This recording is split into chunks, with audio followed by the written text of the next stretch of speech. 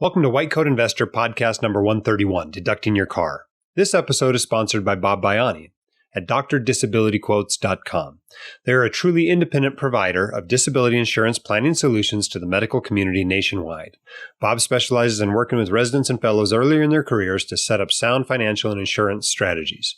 Contact Bob today by email at info@drdisabilityquotes.com or by calling 973-771-9100. I'm sure you'll have a great experience there, as hundreds of other white coat investors have. All right, our quote of the day today. This comes from Charlie Munger, Warren Buffett's partner, who said, "If you have a $2,000 monthly mortgage payment, grandma can help. If you have a $20,000 monthly mortgage payment, no one can help." And that is the truth. And one of the biggest reasons why you got to watch that lifestyle inflation, especially if you are funding it with debt. Thanks so much for what you do. As most of you know or recall, I am also a practicing physician. I'm only half-time now. I've been half-time now for a little bit over a year. Before that, I was 3/4 time for 2 years. And prior to that, was working full-time, even while I did all this white coat investor stuff. And so I'm in the trenches with you, seeing patients. Yesterday, I had a shift. The day before, I had a shift. Today, I have a shift. I'm doing all this kind of on the side a little bit. Although the truth is, the medicine has probably become the side gig at this point, just because I'm pouring so much time and effort into the white coat investor. But my point is, I still know what you're going through, and I want to say thanks for what you're doing. This is not easy stuff. You're getting calls at all hours of the night. You got people making you do all kinds of crazy stuff and jump through crazy hoops. I think yesterday, the one that was driving me nuts is they've decided they have to lock our suture cart in the ER because, heaven forbid, some patient get in there and find out that we have antibiotic ointment packets or whatever it is they feel like they need to lock up now. But with our Joint Commission inspection coming up, or whoever it is, whoever our accrediting body is, they've decided they're going to lock everything up from us. So every time I need something out of that cart, I got to go hunt down someone with a key to get it open. And what a pain, to feel like you're not in control of your work environment sometimes. But thanks for putting up with all that and taking care of all of us as patients. If you are not familiar with our Fire Your Financial Advisor online course, this is a great value for a certain subset of our listeners and readers. Okay, some people have figured this investing stuff out. They know how to manage their own portfolio. They can rebalance. They know how to design it. And they have no trouble whatsoever putting in the orders to buy and sell things and to figuring out what a reasonable portfolio is. If that's you, this is not a course for you. You'll look at it and go, I'm not going to spend $4.99 on that. I'm just going to go borrow some books from the library, figure it out, participate in some online forums, and listen to White Coat Investor podcasts and figure it out myself. That's perfectly fine. But there are some people that need a little bit more help. And if that's you, the Fire Your Financial Advisor course is perfect. It rests right in between the total do-it-yourself track and the go find a financial advisor to teach this stuff to you track. $4.99 is a heck of a deal, way cheaper than hiring a financial advisor that's probably going to cost you 10 times that much to put together a similar financial plan. It is an online course of videos of me talking, just like this, and screencasts that will walk you through every part of creating your own financial plan. And the best part about creating your own financial plan is you are then intimately familiar with it. And so you can adjust it as you need to fit your own life and changes in your life. And it's completely personalized to you because you wrote it. If you need even more help, we have a recommended financial advisor page on the whitecoatinvestor.com. You can go to that. These are people that offer you good advice at a fair price. But a fair price is much more than you will pay for our online course. So if you have not taken that and you think you would benefit from it, go check it out. It's about 8 hours of coursework. You can take it with your spouse or partner. You can't go show it to your residency program, but you can take it with your spouse or partner, and you'll be able to take the quizzes as you go along. There's even a pre-test and a post-test that lets you know that you're actually learning this stuff. And here's the best part. There is no risk here. We give a 100% money-back guarantee for a full week after you buy it. No questions asked. Okay, go check it out. And if for whatever reason you don't think it's worth the value that I'm charging for it, ask for your money back and we'll give you your money back. No questions asked. But the truth is very few people return this course because it is so useful and it is so helpful. And people go, wow, why didn't somebody teach me this in medical school? Well, here you go. This is the course you should have gotten in medical school. All right, let's get to your questions. This podcast isn't supposed to be about me. It's supposed to be about you.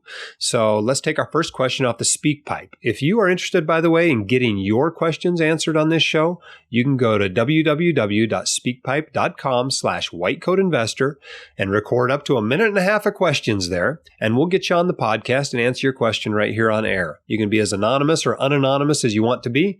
Most people seem to just leave their first name, but you can leave your name and your specialty and where you're from. You can do whatever you like, and we'll get you on the podcast. Our first question today, however, is the one I named this podcast after. It comes from Alex. Let's listen to his question.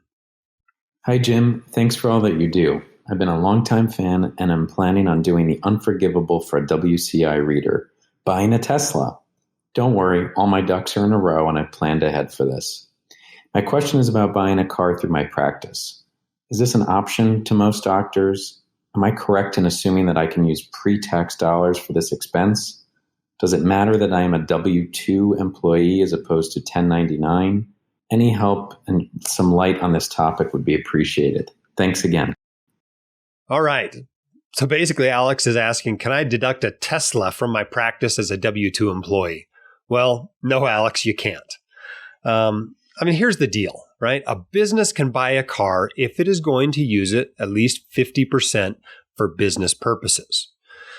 All of us can write off our business miles, whether we use that car more than 50% for business purposes or not. For example, for the white coat investor, I probably put on 200 miles a year, maybe on my car. Obviously, I'm driving a lot more than that, going to southern Utah to go play in the slot canyons. And so it's way less than 50% of my mileage. And so the white coat investor does not own a car as a business. But we still deduct our mileage. I think it's about 56 cents a mile you get to deduct. It's not insignificant. It really adds up in a hurry. But people who are looking to buy it for their business, they actually need to use it 50% or more for the business. And so that's great if you own a business. If you're a W-2 employee, you don't own a business. You cannot deduct a car for a business that you don't even own, right? That doesn't make any sense whatsoever. The other thing people get a little bit confused about is that you can't deduct commuting miles. What do I mean by that? I mean the drive between your house and your business and back. Those miles are not deductible. Those are not business miles. What are business miles? They're miles you drive for business purposes. So if you leave your office and you go meet with a client and then you come back to your office, those miles are business miles. But coming home in the evening, those aren't business miles. So what are business miles for most docs? Well, for example, if they drive into clinic, right, do a little bit of work there, and then they go over to the hospital and round, then they come back to clinic, and then they drive home, the miles that are business miles are the ones between the clinic and the hospital, not the ones between home and the clinic or home and the hospital. I hope that's clear there. But the deduction we're talking about here is the Section 179 deduction. And these are for vehicles that are used more than 50% of the time for business purposes. And of course, the deduction is limited to the amount of use. So if you're only using it 60% of the time for business purposes, you only get to deduct 60% of those expenses. Although there are apparently some vehicles that are considered only as business vehicles, taxis, airports, shuttle vans, and limousines, whatever. So if you're doing Uber on the side, I guess you can deduct all those miles, right? Also, the vehicle has to be purchased and put into service during the year in which you're applying for the Section 179 deduction. But this can be a huge deduction. If you claim what's allowed now as bonus depreciation, if you claim 100% bonus depreciation, you can actually deduct up to $18,000 in the first year, another $16,000 in the second year, $9,600 in the third year, et cetera. And so it can really add up to be a lot of money. But there are also maximum limits on Section 179 deductions, a total of $1 million for the year on a single property, or up to $2.5 million for all property. Obviously, that's much more than vehicles. One thing to keep in mind is something people have figured out, that there is a different amount you can deduct for a vehicle that weighs 6,000 pounds or more, SUVs or other larger vehicles. So if it's rated more than 6,000 pounds gross vehicle weight, and actually less than 14,000 pounds gross vehicle weight, then you can deduct more than you could for a vehicle that weighs less than 6,000 pounds. The vehicle has to either be new or new to you, so a used vehicle is okay. And it can't be used for transporting persons or property for hire. You can't expense more than the cost of the vehicle. and you can't deduct more than your business net income for the year. So if you got this side gig and you made $2,000 there, you can't then take a $15,000 deduction for the car. You can't use it to generate a tax loss. Keep in mind, of course, that if your vehicle doesn't weigh 6,000 pounds, the available deduction is much smaller. As a general rule, the deduction is $25,000 for a more expensive vehicle, and it's like $11,000 something for a smaller vehicle. And so it's significantly less. That's not including the bonus depreciation as well. And you can look up more on that or talk to your accountant more about that if this is really going to be a significant deduction for you, which it probably shouldn't be for most docs, quite honestly. So how much does a Tesla weigh? Well, a Model S weighs 4,647 pounds, a Model 3 weighs 3,552 pounds, and even a Model X weighs 5,421 pounds. So none of them are a $6,000 or 6,000 pound car. So bear that in mind. This is probably not going to work for you at all as a deduction. I'm very sorry about that, Alex. All right, let's move on to the next question. This one comes from Sam. Let's take a listen. Hi, Jim. I had a two-part question, both of them related to each other. My first question is to make sure I'm doing everything possible to lower my W-2 taxable income. I am maxing out my 401k, maxing out my HSA, doing a backdoor Roth IRA. My employer does not allow a mega backdoor Roth. I'm aware of a 529. I don't have a 457 plan. So I just want to see if there's anything I'm missing, because even after I do all of that, I still have a very large tax burden. I mean, doing all those things only lowers my W-2 taxable income by, $20,000, $30,000 or so. My wife is doing everything she can to max out her plans. But that's my question. What am I missing here? Because I'm still paying a lot in taxes. The next part of the question is just, how do these businessmen who are making millions of dollars avoid paying any taxes? Is it all just real estate depreciation? I mean, how are they getting away with that? How are they paying no taxes, yet me with my, $250,000, $300,000 income, I'm paying a ton in taxes? Thanks so much for your help. Okay, Sam, is there anything you're missing? Well, you've got a lot of accounts there, which is good. You've clearly been reading the White Coat Investor and learned a lot from it. If you have any 1099 income, you can use an individual 401k or a solo 401k for that. If you've already maxed out your employee contribution at your main gig, then you can only put in 20% of your self-employed income into that individual 401k. You can also talk your employer into starting a defined benefit plan or cash balance plan, but you can't open one on your own if you don't have any self-employed income. And so, what do most people end up doing? They end up investing in a taxable account, which is perfectly fine. You can invest pretty tax efficiently in a taxable account. If you stick to things like a total stock market index fund, a total international stock market index fund, muni bonds, equity real estate, those sorts of things. And I'm not talking about REITs. I'm talking about equity real estate because you get depreciation deductions that you can use to offset your income. If you stick to those things, it's pretty tax efficient. You can also donate appreciated shares to charity in lieu of cash. And of course, you still get the whole deduction for what you donated, but neither you nor the charity has to pay the capital gains taxes on that. If you hold shares for at least a year, you get the long-term capital gains rates. In those sorts of investments, the dividends tend to be almost all qualified, so they are taxed at the lower qualified dividend rate. You can also tax loss harvest and deduct up to $3,000 worth of losses each year against your ordinary income.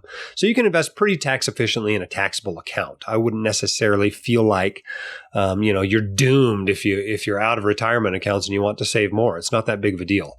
I didn't have a taxable account for a long time. Now our income's gone up a lot. Thanks to all of you supporting the White Coat Investor. Thank you very much for that, by the way. But now we have a pretty sizable taxable account, and so we're having to invest it very tax efficiently, and it's really not that hard to do. It's not a Roth IRA, granted. You don't get the arbitrage you get with a 401k for sure, but it's not that bad. You shouldn't feel like you can't do it. So really, Sam's also asking, well, how are these businessmen that are making millions avoiding paying taxes? Well, first of all, there's a big media effect here, right? If all you read is the New York Times and all you watch on TV is MSNBC, you might think that there's a lot of people with seven-figure incomes that aren't paying any taxes. But as one of those people with a seven-figure income, I assure you, I am paying a lot of taxes. I think last year, 34% of my income went to taxes. That's just income and payroll taxes. Obviously, there's still property taxes and gas taxes and sales taxes and all those kinds of things. But just to payroll taxes, that's what I paid. So all these rich people are not getting out of paying their taxes. There are a few things that people can use to reduce their taxes in very impressive ways. For example, real estate depreciation that he mentioned. You know what? You can shelter a lot of income with real estate depreciation. So if you're a real estate mogul and you have all these properties a la Donald Trump, you can probably shelter all or most of your income from that. And if you never sell those properties and recapture that depreciation, you really could go a long, long time without paying any significant amount in tax. I'm pretty confident that's why Donald Trump is not releasing his taxes, because it's going to show he's not paying very much at all, if anything. And that's perfectly allowed. You can do that too if you want to be a real estate mogul instead of a doctor. Another thing that happens a lot is what these hedge fund managers get, right? They get this carried interest deduction where basically their wages become taxed at long-term capital gains rate and in fact can be deferred for years. And so that substantially reduces their taxes as well. So that's one thing that you may hear about these gazillionaires who aren't paying much in taxes. That's another thing they often use. But you know what? One thing a lot of the very wealthiest people do, like for instance, I saw in the New York Times an article this last week that said the top 400 people, on Forbes' list of most wealthy are paying less in taxes than some other subset of less wealthy people. Well, that's because they don't have income. We don't have a tax on wealth. We have a tax on income. And so if you don't have any income, you don't pay any tax. Now, obviously, they still have some income and they pay tax on that just like the rest of us do. But if you are just spending money you've saved, if you're just spending your wealth, you don't have to pay tax on that. Likewise, if you borrow against your wealth, if you borrow against your car or against your house or against your life insurance policy or against your portfolio, you don't have to pay tax on that. But borrowed money spends just as easily as earned money and just as easily as, selling something that had capital gains in it. So that's one other way you can really reduce your taxes. But I think, honestly, most of this is just the media effect of the media reporting that all these people that make more money than you aren't paying that much in taxes, and you feel like you're missing out on something that if you just had somebody different preparing your taxes, you would do a lot better. That's probably not the case. That said, doctors are in that working category with a high income. That earned income is the highest tax stuff. So if you want something that's taxed a little bit lower, try to convert your earned income into passive income as quickly as possible. Oh, I didn't even mention municipal bonds, right? Municipal bond interest is also tax-free. So you can put a whole bunch of money in municipal bonds and not pay taxes on that income as well. Of course, they pay less than regular bonds to make up for that effect. But in the highest tax brackets, you usually come out ahead. All right, Sam's got another question. Let's listen to this one. Hi, Jim. I recently went from doing 1099 work to becoming a W-2 employee, and I don't qualify for a 401k until after a year. So I want to see what I could do to help my tax situation for this year. Should I be opening up a solo 401k and putting my 1099 income in that? I also have a traditional IRA. Would I be able to roll over that traditional IRA to the solo 401k and then do a backdoor Roth IRA to avoid the pro rata rule? And then once I'm eligible for my employer's 401k, transfer my solo 401k now with the traditional IRA in it into my employer's 401k. If that's possible, if you have any suggestions on how to do that or where to go, I'd really appreciate it. And I also want to max it out as much as possible. So in addition to the $19,000 employee contribution part, how I would calculate and do the employer contribution part for my 1099. Thanks so much. Okay, so I'm not entirely clear what's going on here because Sam's bouncing around so much. But I think what he's saying is that he's going from a 1099, meaning he's an independent contractor or self-employed, to now becoming an employee. and then asking if you should do an individual 401k. No, if you're an employee, you can't do an individual 401k. That's for the self-employed. So if you're going from W-2 to 1099, yes, open an individual 401k. If you're going from 1099 to W-2, you're stuck with what your employer offers. So what do you do with your IRA? Well, if you want to keep doing backdoor Roth IRAs, you can't have money in a traditional SEP or simple IRA on December 31st of the year you do your conversion. And so you got to do something with the IRA. The easiest thing to do is just roll it over into your employer's 401k. If you have an individual 401k, you can roll it in there so long as, unlike Vanguard's, the individual 401k allows rollovers into it. The other thing you can do is just pay the taxes and convert that outstanding traditional IRA, that tax-deferred traditional IRA, to a Roth IRA. Yes, you'll owe taxes, but that's not a big deal if this is a tiny little IRA. If you only got $3,000 or $10,000 in it, well, go ahead and convert it. Not a big deal. But if it's a $400,000 traditional IRA, you're probably going to want to do a rollover rather than cough up the tax money on that. But yeah, basically, you can't make employer contributions, right? Your employer has to do that. The only time you can make employer contributions is if you're self-employed, if you're the employer and the employee. And obviously, you cannot do a solo 401k at all if you don't have some self-employment income. Okay, this question comes in by email. I'm an active duty military physician in Nevada, and my wife has a civilian job where she is covered by a health insurance plan with an HSA option. Well, thank you very much for your service. She also has TRICARES or secondary insurance since she is my dependent. Does this mean that she is not allowed to contribute to an HSA since she is not solely using a high deductible health plan due to her TRICARE coverage? Well, yes. If you are covered by anything but a high deductible healthcare plan, you cannot use an HSA. That's the rule. And so obviously, if somebody else is buying your health insurance, don't go buy your own just so you can use an HSA. The health insurance benefit is worth way more than the benefit of an HSA. Just invest your money in a taxable account, take advantage of the other person buying your health insurance for you, and move on. All right, our next SpeakPipe recording comes from Sean in Chicago. You guys will remember a few episodes ago, somebody had asked about these authorized participants, the folks that break down and form ETF units.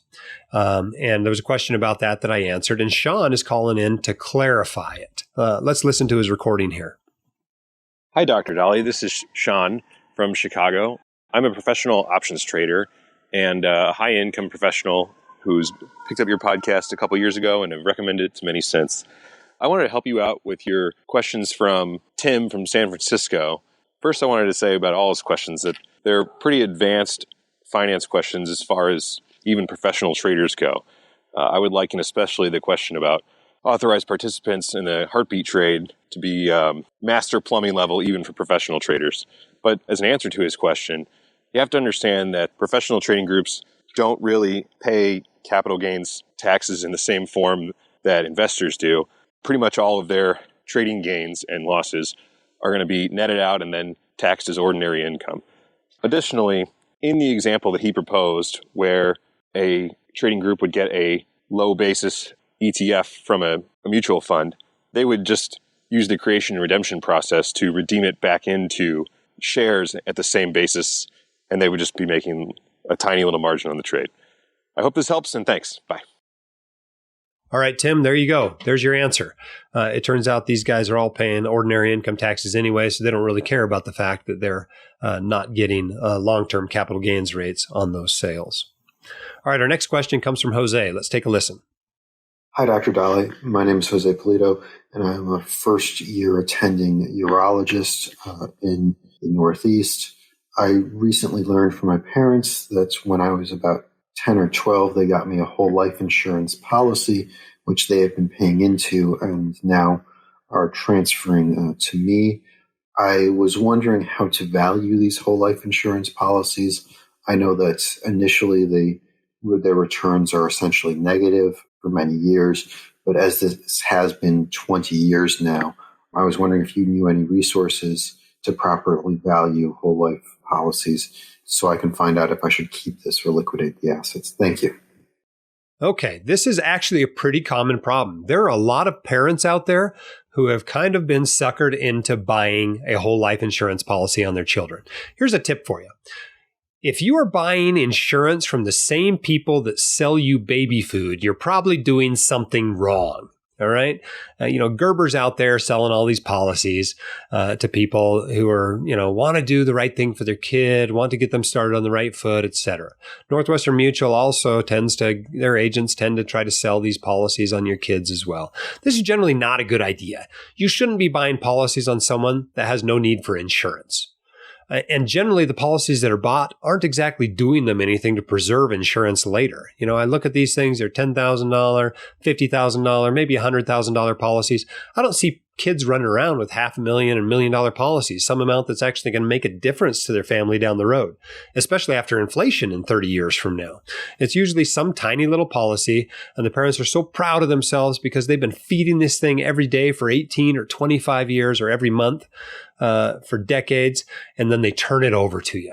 Occasionally they turn it over to you with a loan on it. They borrowed against it to pay for your school or to buy a car or whatever. And they feel like they did you this big service. They give you this whole life insurance policy with terrible returns and a loan on it.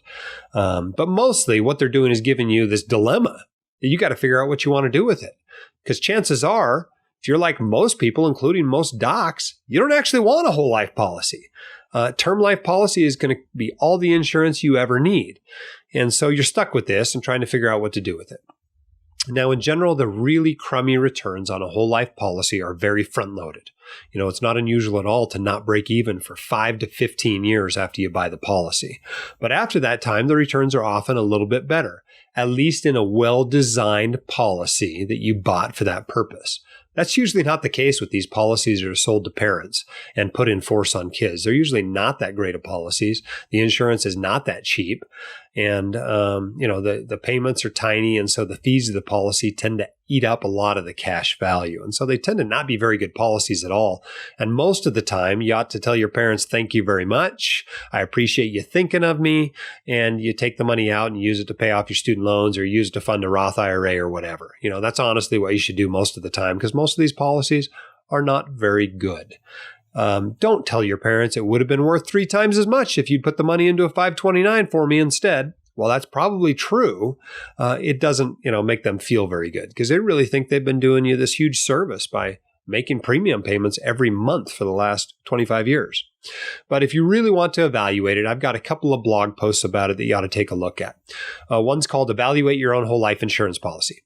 And so if you Google that or search that on the White Coat Investor site, that'll pop right up and it'll walk you through how to get an in-force illustration and calculate out what your expected return is going forward. And then you can look at that and go, is this worth it to me or not? With these little tiny child policies, it's probably not worth it to you. There's another post there called Dump Your Whole Life Policy or How to Dump Your Whole Life Policy. You ought to read that one as well. If you do decide to get rid of it, occasionally people want to exchange it into a variable annuity to kind of preserve the basis if they have a big loss on it and let it grow back to basis before surrendering the variable annuity. But that discusses those tricks in that post.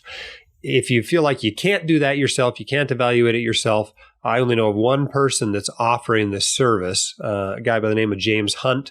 He does it at evaluatelifeinsurance.org.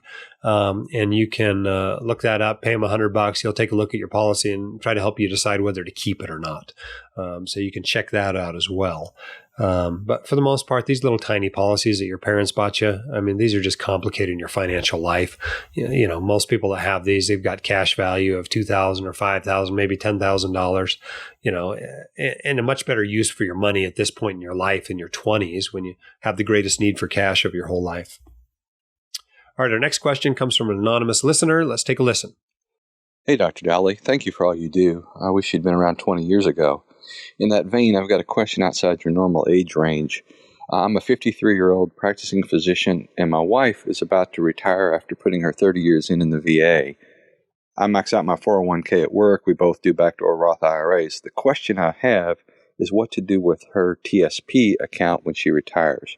There'll be approximately $700,000 in it.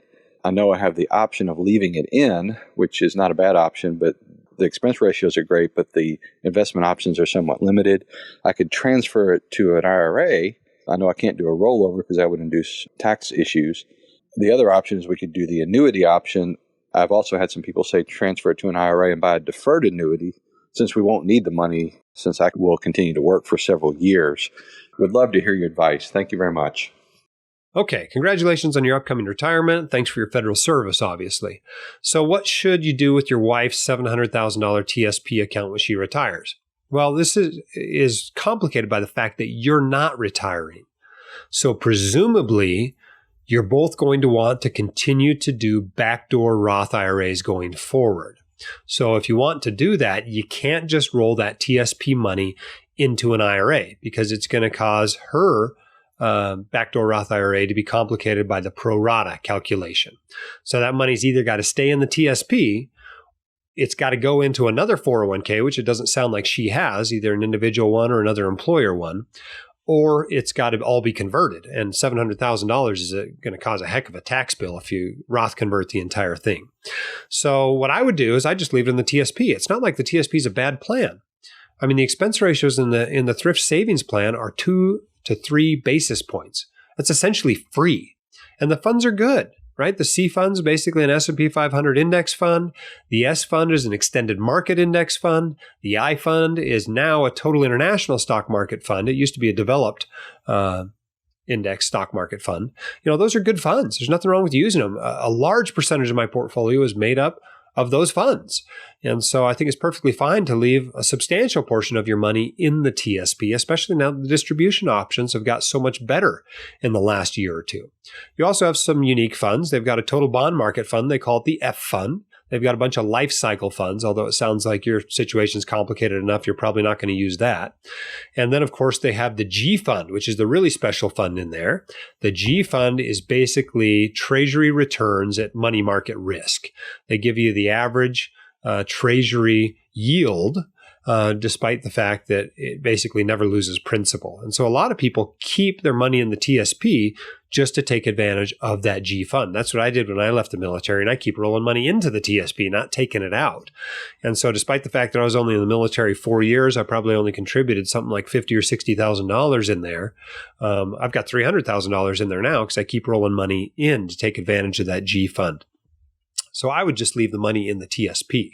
And if you feel like you need other asset classes that the TSP doesn't offer, you want some real estate investment trusts, or you want some tips, or you want to do some other types of real estate or something, do that in your other accounts. You've got backdoor Roth IRAs, you've presumably got a 401k, you've got some taxable accounts, diversify there. Should you annuitize it? Well, not yet. It doesn't sound like you need the income. You're still working. You might want to annuitize some of it down the road, but the nice thing about controlling the assets is you can always annuitize at any point later without having to do so. But most people who have $700,000 in the TSP probably don't need to buy an immediate annuity because they probably got lots of assets that they're going to be able to live off of in retirement. All right, let's go on to our next question. This one comes from Nick. Hi, Dr. Dolly. My name's Nick, and I'm a second-year medical student, and I have a question about Roth conversions. I have 2 kids, and I receive a need-based grant, and before medical school, I was able to get about $150,000 in traditional contributions to my 401k. I'm looking to convert that to Roth, but I'm concerned about losing my grant money. It equates to about 25% of my tuition. I tried to speak with my financial aid office, and they didn't seem to know much about Roth conversions and seemed to be really confused on how that would end up being reported on the FAFSA. So I was hoping that you could give some insight on that and how that might impact financial aid in general if I do a Roth conversion. Thank you.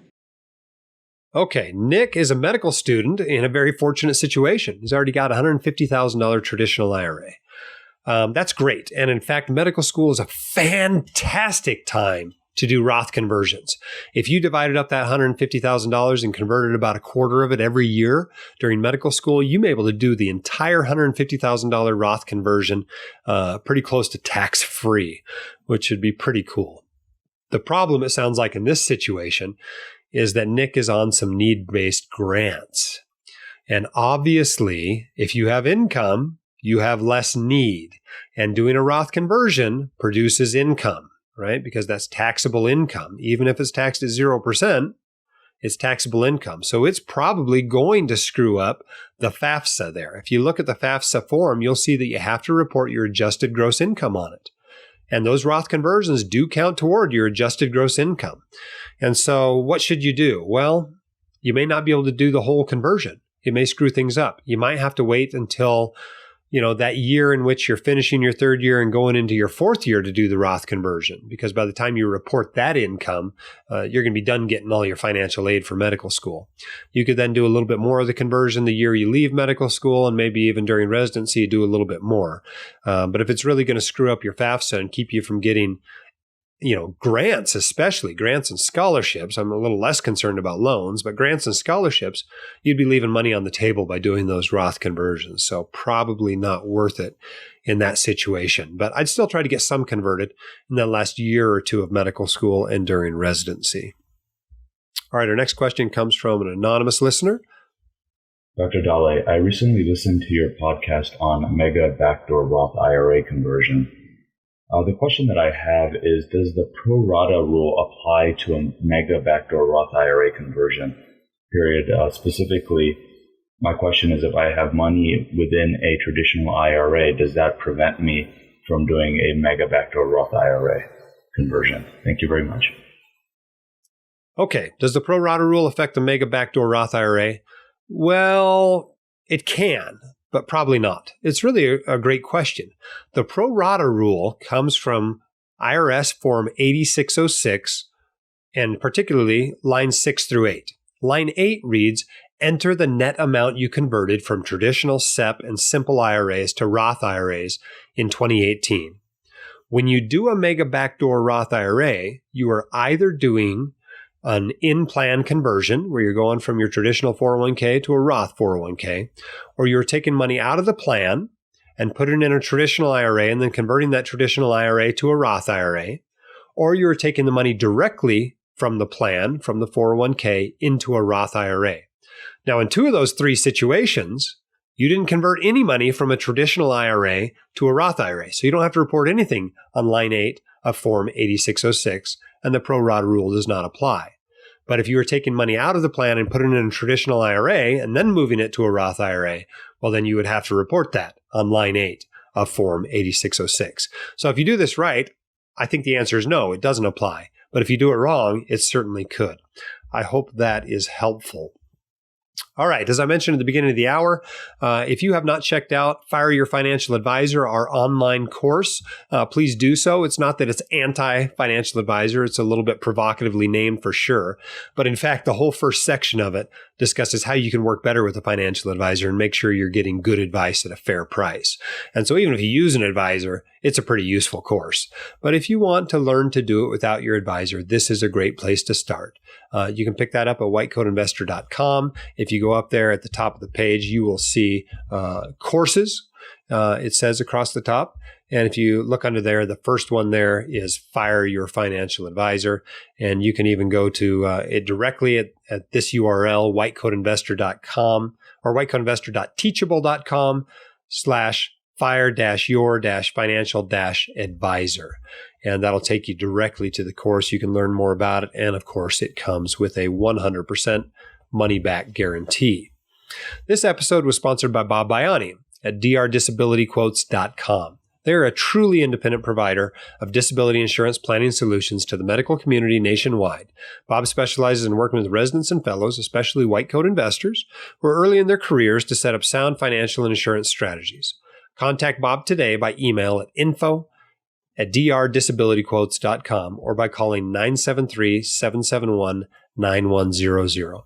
Thanks for leaving us a great rating. Those 5-star ratings really do help us spread the word to other white coat investors. Head up, shoulders back. You've got this and we can help. We'll see you next time on the White Coat Investor Podcast.